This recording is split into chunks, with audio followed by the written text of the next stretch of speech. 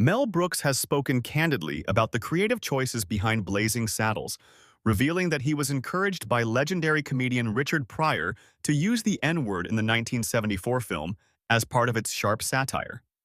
Brooks explained that the decision was never meant to shock for its own sake, but to expose and ridicule racism by confronting it directly rather than softening the language. Brooks said Pryor, who was one of the film's writers, played a crucial role in shaping the tone of the movie. According to Brooks, Pryor believed that avoiding the word would weaken the honesty of the satire and reduce the impact of the joke. Pryor argued that the ugliness of racism needed to be shown plainly so audiences could clearly understand what the film was criticizing.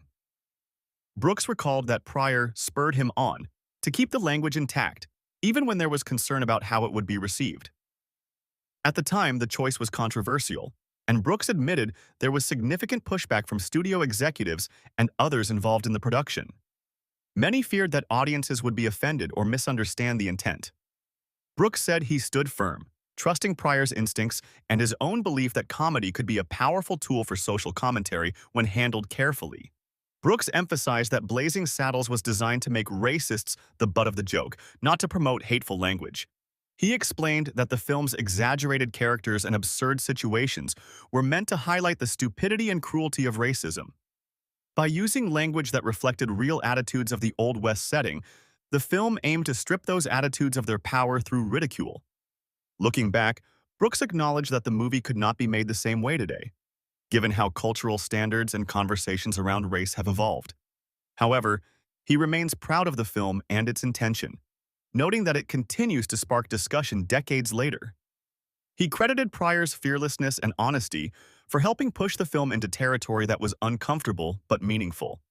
Brooks also reflected on his creative partnership with Pryor, calling him one of the boldest and most insightful comedians he ever worked with.